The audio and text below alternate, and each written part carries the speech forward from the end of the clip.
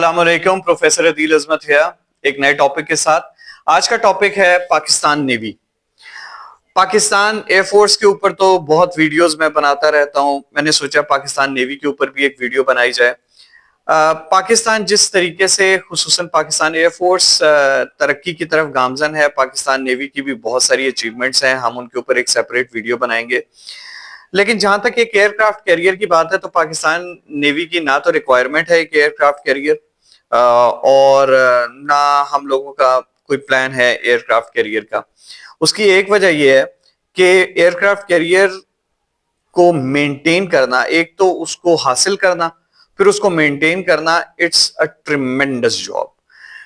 It is something only for those navies जिनके लिए aircraft carrier को रखना उनकी नेशनल सिक्योरिटी के लिए अहम है। पाकिस्तान के लिए एयरक्राफ्ट कैरियर इतना अहम नहीं है।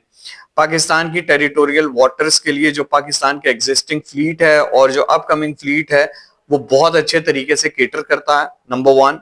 नंबर टू, पाकिस्तान अफोर्ड नहीं कर सकता एयरक्राफ्ट कैरियर को रखना और ऑपरेट करना, लेकिन उससे बढ़कर यह कि पाकिस्तान की रिक्वायरमेंट भी नहीं है। इंडिया ने अगर एयरक्राफ्ट कैरियर रखा हुआ है तो it is not primarily for Pakistan.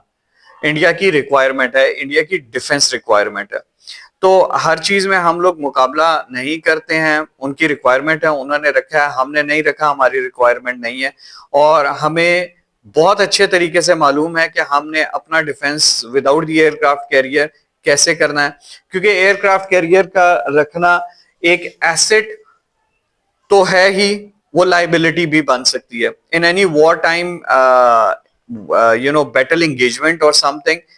यही एसेट एक बहुत बड़ी लाइबिलिटी बन सकती है, एक बहुत बड़ा टारगेट दुश्मन के लिए बन सकता है। और पाकिस्तान नेवी को इस चीज का बहुत अच्छा इल्म है। पाकिस्तान नेवी को यह पता है कि अगर इंडियन नेवी के पास एयरक्राफ्ट कैरियर है तो ये उनकी स्ट्रेंथ तो है ही, लेकिन ये एक उनकी लाइबिलिटी भी बन सकती है। It all depends on how one country performs in the naval battle when the battle actually is on। तो ये बातें तो उस वक्त की है।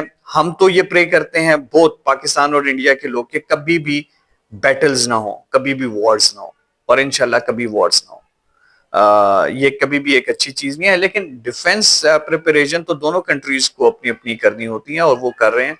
स्ट्रेटजीज बनानी होती हैं, काउंटर स्ट्रेटजीज होती हैं, और both navies must be making those strategies। Pakistan की जहां तक बात है, एयरक्राफ्ट कैरियर को रखना, उसको ऑपरेट करना, ये इतना एक बड़ा टास्क है और इसके लिए इतने फंड्स चाहिए हैं। और it's not just aircraft carrier, तो अगर सिंपल पोर्ट के ऊपर खड़ा भी होगा तो उसको सस्टेन करना, उसको मेंटेन करना, it is a mammoth task, easy task नहीं है। तो जब तक किसी भी कंट्री की एक स्ट्रेटेजिक रिक्वायरमेंट एयरक्राफ्ट कैरियर नहीं होता, कोई कंट्री शौक से ऑप्ट नहीं करता, कोई भी कंट्री। ये पावर प्रोजेक्शन तो सुपर पावर्स के लिए है, क्योंकि सुपर पावर्स जो है वो इन फ्लीट्स को ऑपरेट कर सकती हैं। फिर ये एक सिंपल एयरक्राफ्ट कैरियर नहीं होता, एक पूरा फ्लीट होता है, एक कैरियर ग्रुप होता है। उस कैरियर ग्रुप में उसकी प्रोटेक्शन के लिए इतने क्राफ्ट्स आपको डेडिकेट करने पड़ते हैं कि आपकी नेवी तमाम की तमाम खाली हो जाए। तो ये एक बहुत ही कॉम्प्लेक्स किस्म का एक मिशन होता है, लेकिन ये बेसिकली पावर प्रोजेक्शन भी होती है, क्योंकि जितना बड़ा एयरक्राफ्ट कैरियर होता है उतना ही बड़ा वो एक एसेट भी होता है, उतना ही बड़ा एक वो टारगेट भी होता है। एनीवेज, पाकिस्तान नेवी को एयरक्राफ्ट कैरियर तो नहीं, लेकिन ड्रोन कैरियर्स लेने चाहिए, मेरा एनालिसिस है। This is my personal analysis. अब ड्रोन कैरियर्स क्या है? ड्रोन कैरियर्स बहुत ही इनएक्सपेंसिव किस्म की शिप्स होती हैं as compare to the aircraft carriers. ये एक न्यू कॉन्सेप्ट है जिसमें जो शिप कैरी करती है ड्रोन्स को, यूसीएवीज को, मतलब कॉम्बैट ड्रोन्स को, वो ड्रोन्स पेट्रोलिंग भी करेंगे, कॉम्बैट पेट्रोलिंग भी करेंगे, रिकॉनेसेंस भी करेंगे और मिशंस पे भी जाएंगे, and they have the ability to attack as well. Of course आप उसको कंपेयर नहीं कर सकते एक डेडिकेटेड एयरक्राफ्ट कैरियर से, क्योंकि बोथ आर पोल्स अपार्ट। लेकिन ये एक नया कॉन्सेप्ट नेवीज में आ रहा है। इसमें चूंकि drones are a lot cheaper than the actual fighter jets, जिसमें पायलट नहीं होगा, जिसमें आपका ऑपरेटर उसी शिप के अंदर होगा, और जिसको लॉन्च करने के लिए आपको एक कैरियर नहीं चाहिए होगा। आपको सिर्फ और सिर्फ एक, you need a long ship with the modifications on the deck and it's good to go. तो मेरे ख्याल से एक नेवल ड्रोन कैरियर हमें चाहिए होगा, और ड्रोन्स भी वो जो कि रिकॉनेसेंस के लिए हो, जो कि कॉम्बैट के लिए हो, जो मिसाइल्स को कैरी कर सकें, जो एक्टिव रेडार्स को कैरी कर सकें। There should be heavy weight drones as well, there should be light drones as well. तो नेवल एबिलिटी आपकी बहुत ज्यादा बढ़ जाएगी। आप ऑफ कोर्स उसको एयरक्राफ्ट कैरियर के साथ कंपेयर तो नहीं कर सकते, लेकिन उसके रोल को बहुत हद तक यूटिलाइज कर सकते हैं अपनी पावर प्रोजेक्शन के लिए, अपनी लिथैलिटी के लिए। वेपन्स को कितनी दूर तक आप लेके जा सकते हैं, ये बहुत ज्यादा मैटर करेगा, क्योंकि अभी आपके पास ट्विन इंजन एयरक्राफ्ट है नहीं है जो कि कराची से उड़े और बहुत ज्यादा कॉम्बैट एयर पेट्रोल्स करें सीज के ऊपर, ओशंस के ऊपर, and then they come back. So in order to become a blue water navy, one has to get the range up। आपको अपनी रेंज अप करनी पड़ेगी। तो मेरे ख्याल से ये एक बहुत ही एक नॉवल कॉन्सेप्ट है, बहुत अच्छा कॉन्सेप्ट है, नया कॉन्सेप्ट है। और कॉन्सेप्ट ये है कि आप बजाय एयरक्राफ्ट कैरियर फ्लीट्स रखने के, आप ड्रोन कैरियर रखें। ड्रोन कैरियर के लिए आपको प्रोटेक्शन फ्लीट भी नहीं चाहिए होगा। आपको a solo ship can do it's task on its own. उसको बहुत बड़ी रनवे नहीं चाहिए, बहुत ज्यादा ड्रोन्स एक शिप के ऊपर आ सकते हैं। तो the navy knows what it has to do, लेकिन आई बिलीव कि ये आपकी नेवल एबिलिटी को बहुत ज्यादा मल्टीप्लाई करेंगे, और जो आपकी मैरीटाइम प्रोटेक्शन है, जो आपकी मैरीटाइम सर्वेलेंस है, उसमें मदद करेंगे। देखिए, सर्वेलेंस के लिए जो आपकी फ्लीट उड़ती है प्रॉपर एयरपोर्ट से, एयरफील्ड से, और प्रॉपर जेट एयरक्राफ्ट्स होते हैं, या सर्वेलेंस के लिए स्पेशलाइज्ड एयरक्राफ्ट्स होते हैं, उनकी जो फ्लाइंग कॉस्ट होती है पर आवर, वो इतनी ज्यादा होती है कि आप उससे dozens and dozens of drones को अगर आप डिप्लॉय करें, तो ऑफ कोर्स मैं इस चीज के ऊपर भी एग्री करता हूं कि उसकी रेंज और उसकी सब्स्टिट्यूशन कभी भी ड्रोन्स नहीं हो सकते हैं।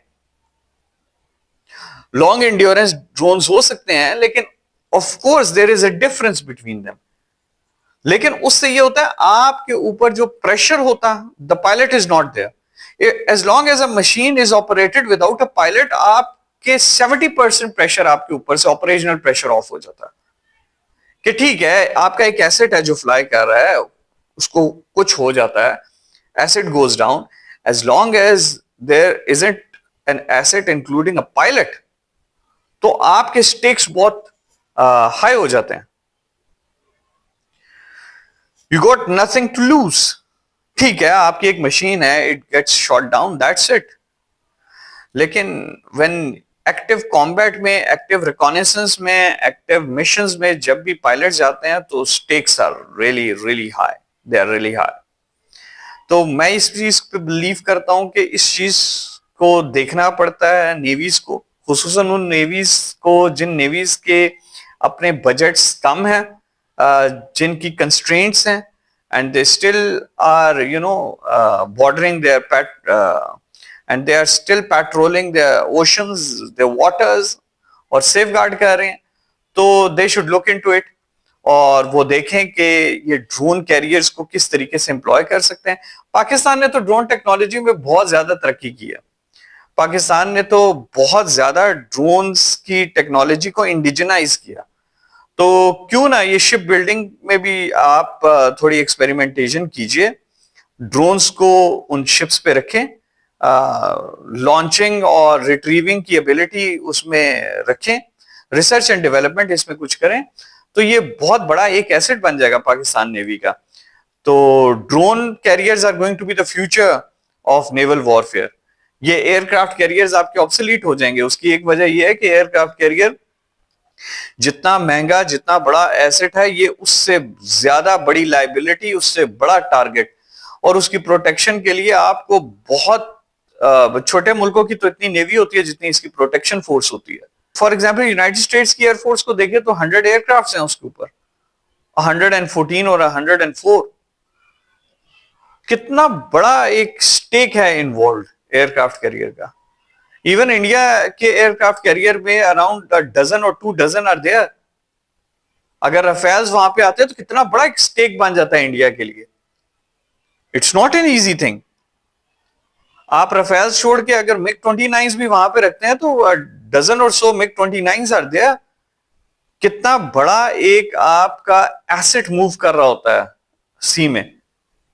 तो price of aircraft carrier apart, जो आपने उसके साथ तमाम रिसोर्सेज डेडिकेट किए हुए हैं अपार्ट, उसकी ऑपरेशनल कॉस्ट अपार्ट, जो जेट्स ही हैं उसके ऊपर, पूरे स्क्वाड्रन और 2 squadrons are there in case of an Indian air force.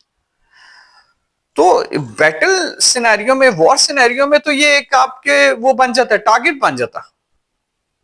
तो माय बिलीफ इज, मेरा एनालिसिस और मेरा अपना पर्सनल ओपिनियन ये है कि future is with the drone carriers. You should have drone carriers.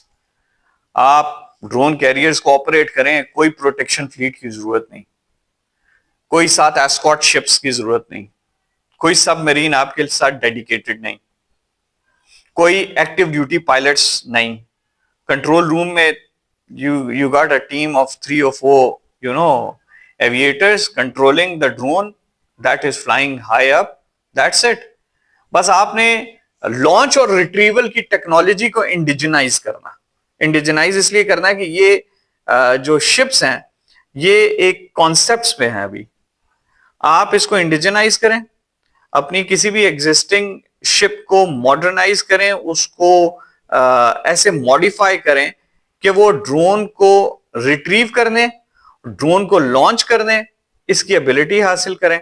और अगर ये एबिलिटी आपके पास हो जाती है तो देयर आर लिमिटलेस अपॉर्चुनिटीज। फिर आपके लिए अपॉर्चुनिटी बहुत है, फिर you can do what you want in the ocean. तो ये मेरा एक एनालिसिस था। सोचा एक पाकिस्तान नेवी के ऊपर भी एक वीडियो होनी चाहिए, तो this video dedicated to Pakistan navy. अपनी बहुत अच्छी जॉब कर रहे हैं protecting the waters of Pakistan, और ये बहुत मुश्किल जॉब है। नेवी की सर्विस मुश्किल सर्विस है। अगर आप थोड़ी देर के लिए इमेजिन करें, for weeks and sometimes for months आप ओशन के ऊपर हैं। There is nothing that you can see but water every day, every morning, every evening you wake up with water all around you. उससे ज्यादा मुश्किल आपके submarine की service के मिशंस पे जाना, और you are inside a steel tube. लेकिन हैट्स ऑफ, बहुत बड़ी बात है कि कौम के लिए ये इतनी मुश्किल ड्यूटीज देते हैं। जब हम रिलैक्स कर रहे होते हैं तो they are patrolling the oceans, they are under the oceans. आपके ऊपर हमें फख्र है, तमाम एविएटर्स जो फ्लाई कर रहे हैं, तमाम सोल्जर्स जो पेट्रोल कर रहे हैं, तमाम सेलर्स जो हमारे वाटर्स को प्रोटेक्ट कर रहे हैं, हमें आप पे फख्र है। Like, subscribe and support professor Adeel Azmat. Allah Hafiz.